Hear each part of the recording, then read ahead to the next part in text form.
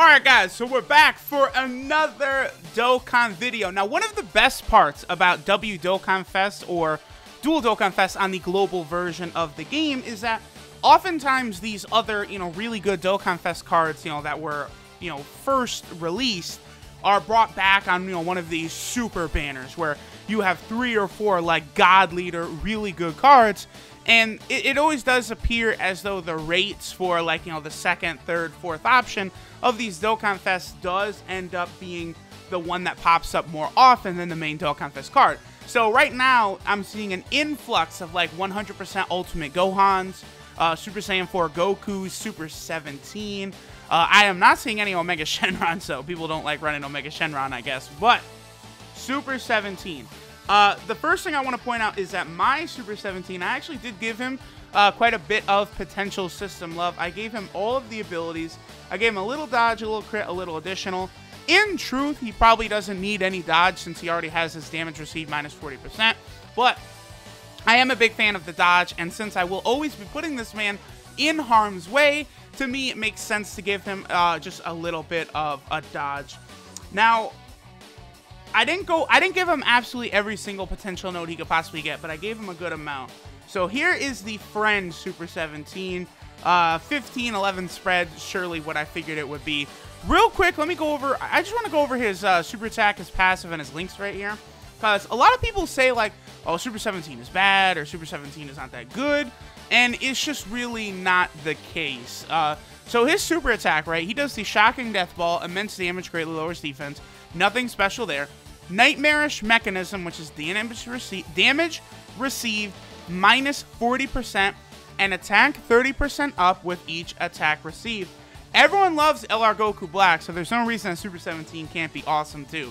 Yes, he is definitely a bit of a slow starter. No doubt about it, but it still does work out pretty well. His links are Android Assault, Fear and Faith, Fuse Fighter, Nightmare, GT, Shocking Speed, and Fierce Battle, so he has really good links. I always was kind of upset that Super 17 was not on the Fusion team. Super Saiyan 4 Gogeta, in Gogeta, all of those units, because he does have Fuse Fighter, so he'd fit pretty well in there, along with Fierce Battle, and also Shocking Speed and GT. Again, he would be quite the good unit to actually rock on that team, but here we go. Here we go. They decided not to put him on. He most definitely would not be optimal on the Fusion team because it's just going to take so long for him to build up his passive. But he certainly would be a very powerful unit. So let's go ahead. Let's hop into the event. I picked the Vegito Blue. Yeah, Vegito Blue event. This is fine. So we'll be going up against a type disadvantage. I guess maybe I should have rocked the Rose event instead so we can see what he's like up against a type advantage instead. Just kind of see his maximum potential. Now, with this team, I should be able to kind of maximize Super 17 because we do have a couple good support units on here. Of course, we have Trenchcoat Android 17, who I would say is a very underrated unit, actually, as well as Darkness Toa, who, again, is a very underrated unit. I really, really love using Darkness Toa whenever possible. I do like, she's probably, of all the units that heal when they get below a certain threshold, I would say Darkness Toa is easily the best of them all. There's no doubt about that. Because she's a really top-tier support unit, as well as giving that substantial buff to healing. So, let's take a look here. So, I guess we're going to do it like this. Can I? Nah, there's no super attacks coming this time, I don't think. Yeah, we just... This, we just kind of got the opposite of blessed right here. We got shafted with a really bad rotation because obviously Super 17 and Majin Vegeta don't really share links. Extreme AGL as a whole is pretty cohesive, but like we just got a rough draw, basically, so to say. Really, I should have had... Oh, okay, there we go. We got the additional super. I should have had Super 17 in the first slot now that I think about it, because we do obviously want his passive to build up as much as possible. He is going to need to be hit, what is it, 4 times? He has to be hit 4 times to get up to that 120% attack buff. Alright, so let me go ahead and take a look, because I want to get...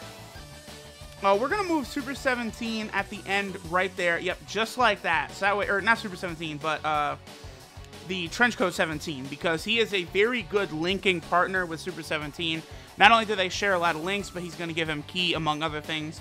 My Rose, by the way, I did give him more potential system buffs. He basically, at this point, does have almost all of the free potential system buffs, as well as finally being SA10, because as you guys might know, for the longest time, my Rose was actually pretty lacking. He wasn't really built up. He was SA1 with very little potential system buffs, but I finally did amend that recently. I did that for a lot of units, you know, SCR Gogeta, Tech Gotenk, stuff like that. That's why, even though I, for the most part, didn't really do that well on the... Yeah, I do want to do this, but that's not a super attack again. Shit. We're going to sacrifice the super attack for now. It's all good. It's all good. It's all good. That's why I don't really regret going as deep on the Tapion banners as I did, is because I did end up with a lot of value. Another additional. Okay. The bad key issues from the absolutely, you know, horrendous rotations we got at the start here really helped out. That is 4 attacks, so he should be up to his max damage potential right now. So next turn, you know, we can start to see what a 100% Super 17 is really all about. And then Majin Vegeta, so good for races, because he literally flicks his wrist, and then it's just death. Absolutely greatness. That's right, I forgot about that. Rose does have a special... He does extra damage against Vegito Blue, of course. I probably should have remembered that. So he's going to start doing a lot of damage to Tech Vegito Blue, even though he actually is a type disadvantage. 56? Yo, this man Vegito Blue hits really hard, actually. I'm noticing this. Even his, you know, type disadvantage, he was hitting us for like 30k, 40k. That's a lot when we were fighting his LR, you know, Vegito Blue base form right there. Whoa, that's a lot of damage for my, you know, 40% Rose Goku Black or whatever it is. So we're probably, nah, we're not yet at the point. I'm gonna go ahead and heal right here. Yeah, I do feel like it would be for the best. Okay, so this is basically, with this team, the best way we're going to get Super 17 to look. He is getting a nice passive buff from both Trenchcoat 17 as well as Darkness Toa. And his passive is also all the way built up. Hopefully we can see a crit from him. He does have 15 crit. Okay, so he's going to super attack. That's fine. How much will this do? Even with the 40% damage reduction, it still does 71,000. That's a lot, but Super 17 is also a pretty good unit to use in Super Battle Road because of that damage reduction. Ooh, girl! I'll take that. He's critting for 1.3 million, but then when you factor in his defensive capabilities at 50, huh? Whoa! When you factor in his defensive capabilities as well, like, I'm going to take that 10 out of 10 times. That's really... fucking legit, actually. Alright, so here's what we're gonna do. Yeah, we're gonna not do that, actually, because I want Fierce Battle. Boom. And I believe Rose will finish this man off. If not, we're gonna let my boy Super 17 do it. My Super 17, of course. Man, it does feel really good to finally have Majin Vegeta. So many people out there were pulling Majin Vegeta left and right for the past months and tweeting me.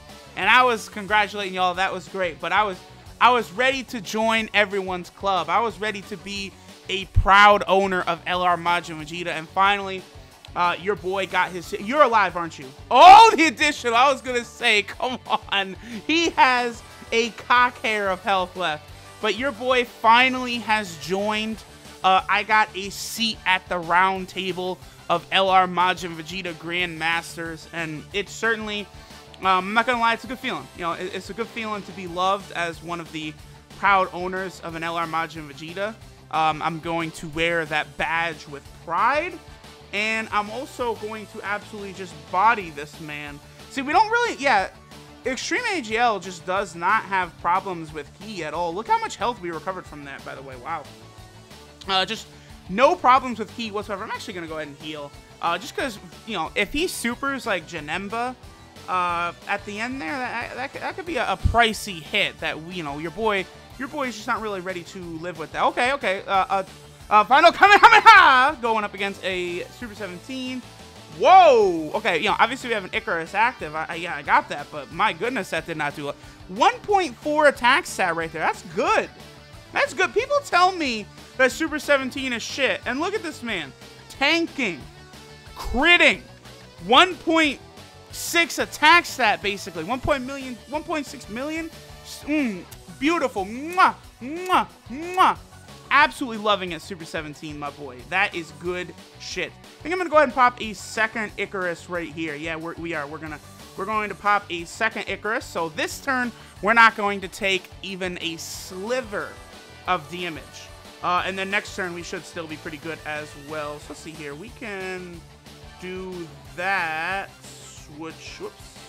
Let's do that. Yeah, that is the beloved 17-key super right there, so that should do pretty good damage. Also, obviously, Rose. My Rose cannot crit, but he can get an additional. Obviously, it would be better if he could crit, but, you know, what can I say? You know, as the ancient Mayans will say, man, you just got to let it go.